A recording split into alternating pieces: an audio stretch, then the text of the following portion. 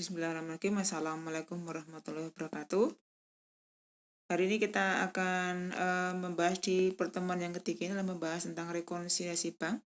Di pertemuan yang kedua kemarin kita sudah membahas rekonsiliasi bank tapi yang dengan 2 kolom. Tapi untuk pertemuan yang ketiga ini kita akan membahas rekonsiliasi bank dengan 4 dan 8 kolom. Nah, pasti kalian sudah paham ya, kenapa kita kok harus membuat rekonsiliasi bank?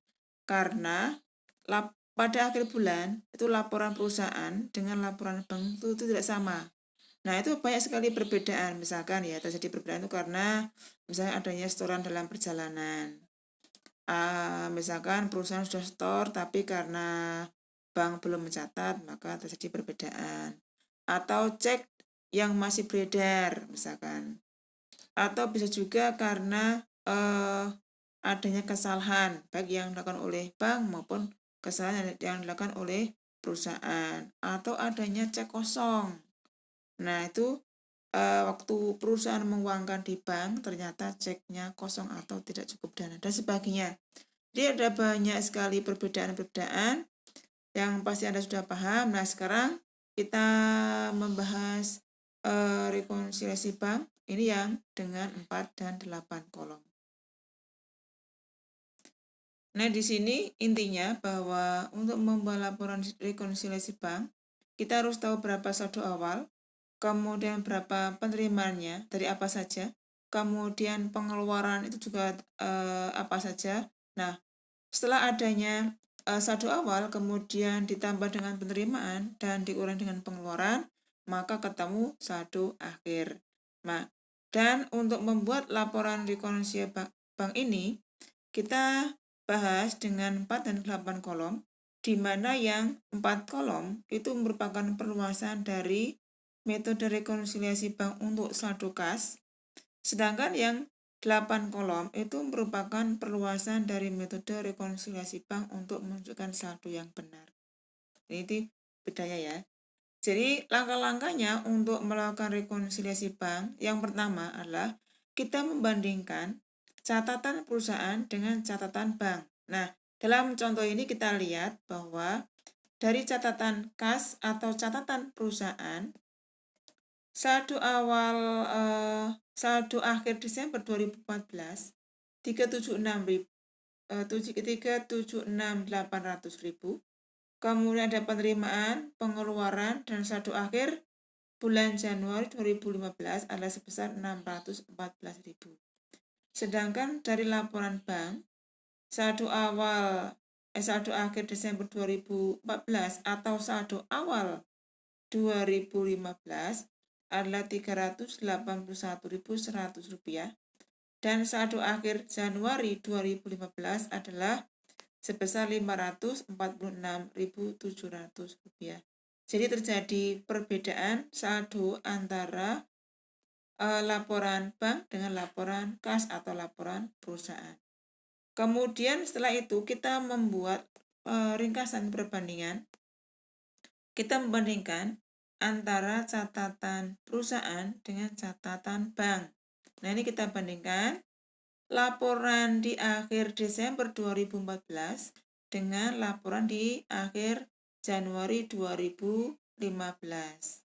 Nah, ini dalam contoh ini kita lihat setoran dalam perjalanan di situ akhir Desember 2014 160.000 dan akhir Januari 2015 180.000.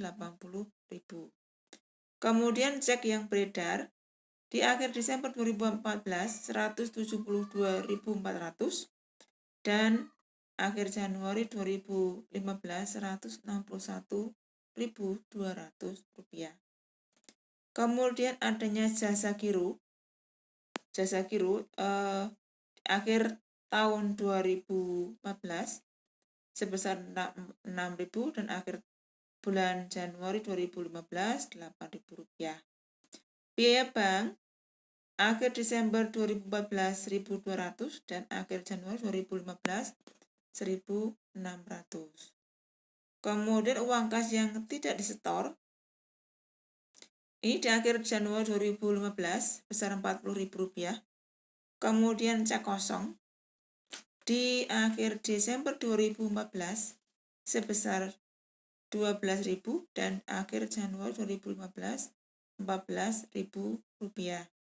Dan koreksi kesalahan di sini penerimaan piutang sebesar 101.200 tapi dicatat sebesar 102.100 rupiah. Jadi ini di akhir Desember 2014, jadi terjadi selisihnya adalah sebesar 900 rupiah. Nah, ini adalah perbandingan catatan antara perusahaan dengan catatan bank, sehingga terjadi ada beberapa perbedaan ya. Nah, nanti harus kita buat dari laporan awal tadi, laporan awal sebelumnya antara laporan bank dengan laporan perusahaan, dengan ringkasan perbandingan catatan yang ada yang belum dicatat oleh perusahaan maupun oleh bank, maka sekarang kita buat laporan rekonsiliasi bank baik dengan 4 kolom maupun dengan 8 kolom. Nah, di sini ada laporan rekonsiliasi bank dengan 4 kolom. Nah, ini kita lihat kolomnya adalah keterangan, kemudian saldo akhir Desember 2014, kemudian penerimaan selama bulan Januari 2015, pengeluaran Januari 2015, dan saldo akhir Januari 2015. Nah, ini kita masukkan datanya, mulai dari, karena tadi ada beberapa transaksi, kita masukkan. Yang pertama adalah kita laporan bank dulu, kita masukkan. Akhir tahun 2014 381.100 ini asalnya dari ini. Nah, ini adalah laporan bank. Ini kita masukkan di awal, data awal ya ini. Ini kita masukkan di laporan bank tadi. Nah, kemudian ini kita masukkan di kolom yang pertama ini. Kemudian ada setoran dalam perjalanan di akhir Desember 2014.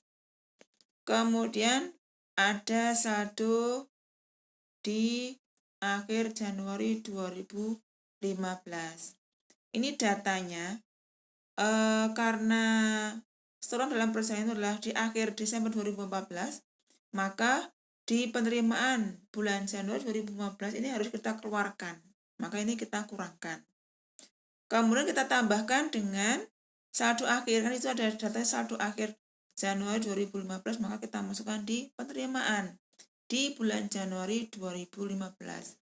Datanya kita ambilkan dari sini. Nah, ini dari perbandingan catatan antara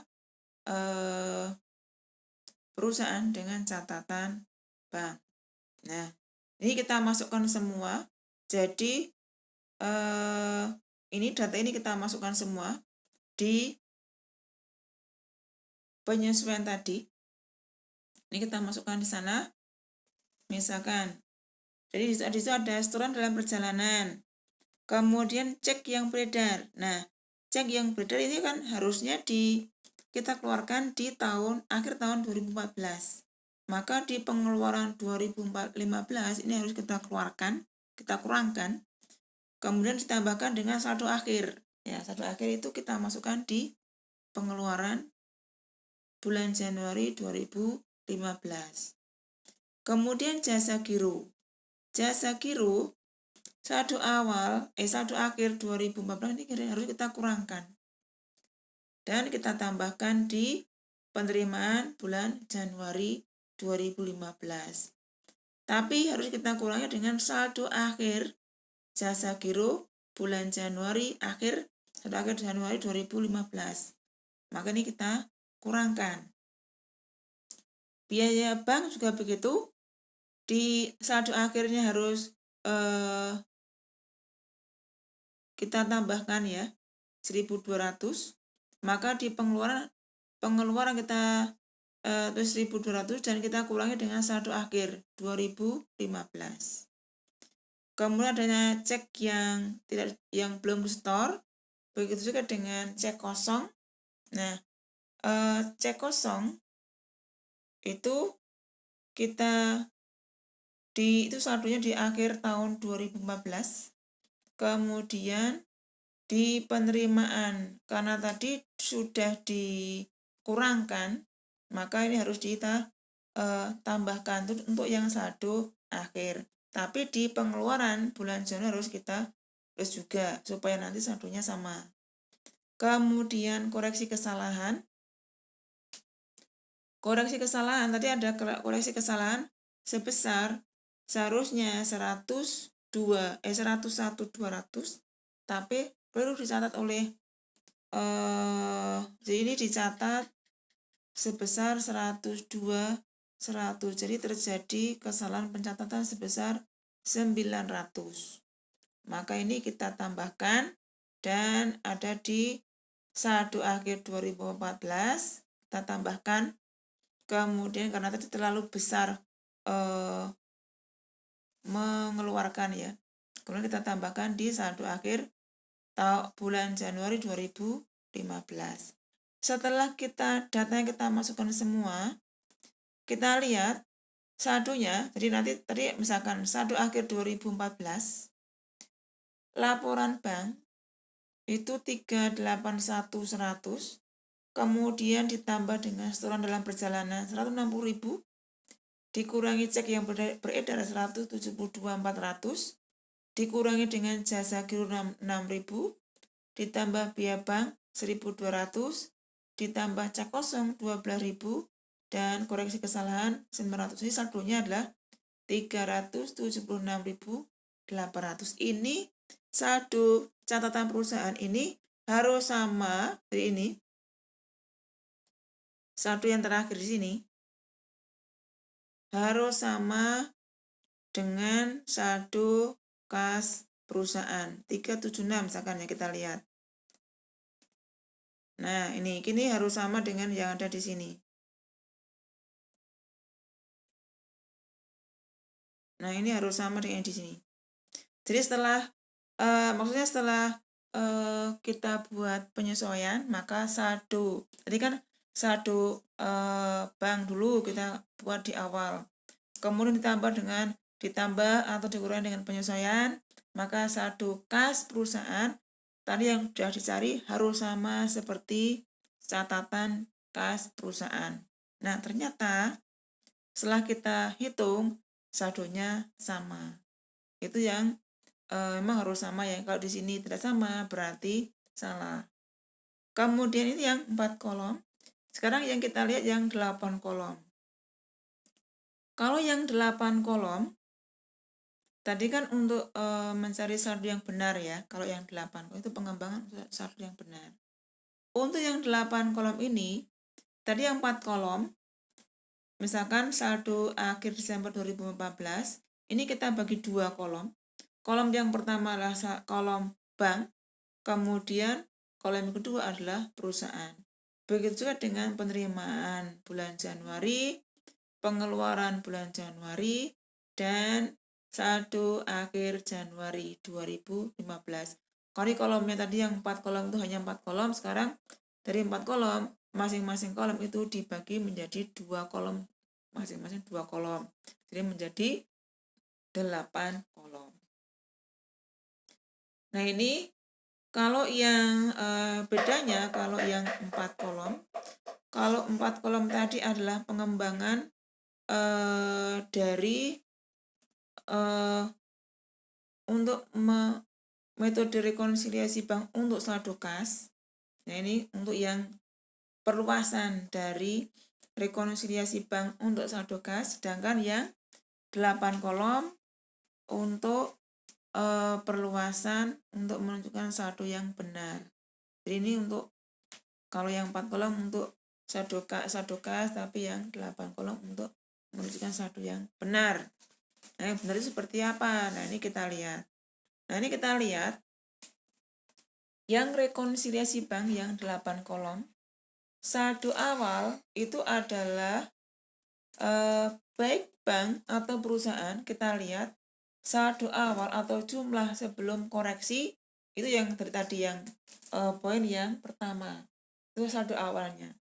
Kemudian transaksi atau penyesuaian dari 31 Desember sampai dengan 31 Januari ini kita masukkan. Nah, ini harus Anda lihat mana yang masuk di bank dan mana penyesuaian itu yang masuk di perusahaan. Ini harus kita melihat, misalkan apakah kesalahan itu dilakukan oleh bank ataukah oleh perusahaan. Misalkan apabila catatan itu di perusahaan sudah dicatat tapi di bank belum, maka yang melakukan koreksi adalah di bank. Atau misalkan kalau transaksi itu di bank sudah mencatat tapi di perusahaan belum, maka yang datanya dimasukkan di laporan perusahaan. Jadi tidak dua-duanya ya, itu salah satunya. Maka setelah kita masukkan saldo awal sebelum koreksi, ini saldo awal sebelum koreksi. Ini. Kemudian kita tambah atau kita kurangi dengan adanya penyesuaian, maka ketemu saldo yang benar. Nah, ini saldo yang benar, ini seperti ini. Maka jumlahnya kita lihat, maksud saldo yang benar itu begini, antara saldo bank dengan saldo perusahaan itu harus sama. Nah, itu kita lihat ya. Ini kita lihat, ini saldo kita lihat ini saldo awalnya. Nah, saldo yang belum ini, misalnya ini saldo 31 Desember 2014, saldo bank 368.700, saldo yang benar di perusahaan 368.700. Jadi ini sama kan, sudah balance, sudah sama ya. Kemudian penerimaan Januari 2015 antara saldo bank dengan saldo perusahaan juga sama. Nah, pengeluaran Januari 2015 ini juga sama. 1.231.900. Nah, ini sama. Kemudian yang terakhir saldo akhir Januari 2015 ini juga sama. Nah, setelah kita mengerjakan ternyata saldonya sama, berarti insya Allah ini sudah benar. Tapi kalau misalkan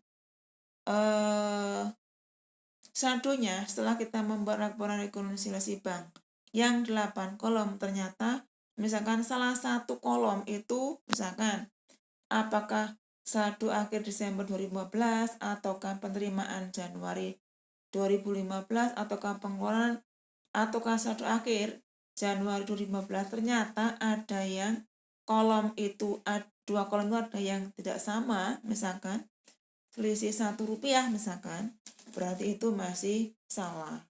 Oke ya, jadi setelah kita membuat laporan rekonsiliasi 8 kolom ini, bahwa saldo sebelum koreksi dan ini adalah sebelum adanya koreksi, kemudian adanya penyesuaian, dan terakhir kita mencari saldo yang benar. Ternyata kolom-kolomnya tadi sudah benar antara saldo kas dengan saldo bank, maka penyelesaian rekonsiliasi bank dengan 8 kolom ini sudah benar. Oke, begitu penjelasan saya. Assalamualaikum warahmatullahi wabarakatuh.